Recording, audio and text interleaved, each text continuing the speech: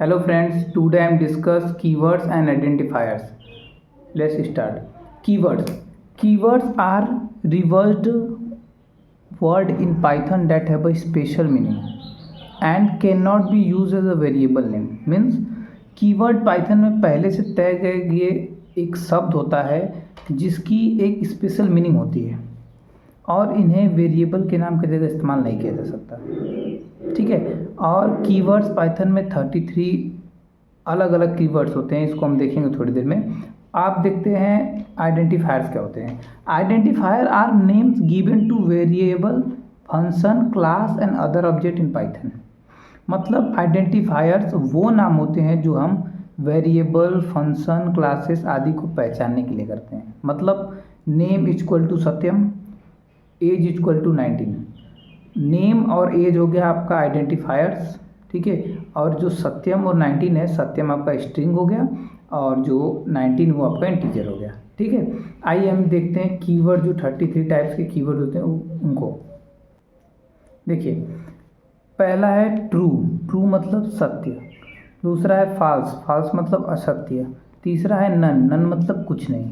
चौथा है and, and मतलब और। पांचवा है और मतलब या। छठा है नॉट, नॉट मतलब नहीं। सातवां है इज मतलब है। आठवां है इन मतलब में, किसी लिस्ट में, किसी वैल्यू में। इफ़ मतलब यदि, यदि का मतलब शर्त लगने पर। और इलिफ, इलिफ का मतलब होता है अन्यथा, दूसरी शर्त जोड़ने के लिए इलिफ का प्रयोग होता है। और फिर 11वां होता है एल्स, एल्स का मतलब अन्यथा शर्त पूरी न होने पर। ठीक है। फिर आता है फॉर, फॉर मतलब के लिए, कोड को दोहराने के लिए बार बार। वाइल, वाइल मतलब शर्त के आधार पर। ठीक है। और ब्रेक, ब्रेक मतलब तोड़ना, जैसे लूप कोई चल रहा है उसको बीच से तोड़ने के लिए ब्रेक का प्रयोग करते हैं। और कंटिन्यू, कंटिन्यू मतलब जारी रखना। डिफ, डिफ मतलब परिभाषित करना है, नया फंक्शन बनाने के लिए यूज होता है। और रिटर्न, रिटर्न मतलब वापस करना। लैम्डा, लैम्डा मतलब नो नेम, मतलब एक छोटा फंक्शन बनाएंगे आप बिना नाम के, उसे लैम्डा कहेंगे। और फिर है इंपोर्ट, इंपोर्ट मतलब शामिल करना। ठीक है। और फ्रॉम, फ्रॉम मतलब से, किसी खास हिस्से से किसी को खोजना, मतलब उसी लिए फ्रॉम यूज होता है। और 21 है एज, एज मतलब के रूप में, उपनाम देने के लिए। ठीक है, उपनाम देने के लिए। और फिर एक्सेप्ट, एक्सेप्ट मतलब इसके अलावा और क्या हो सकता है कोडिंग में। ठीक है।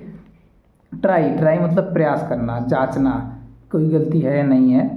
और फाइनली, फाइनली मतलब अंततः। ठीक है। और फिर आता है क्लास, क्लास मतलब वर्ग। फिर आता है रेज, रेज मतलब उठाना। फिर आता है डिल, डिल मतलब हटाना या वेरिएबल को डिलीट करना।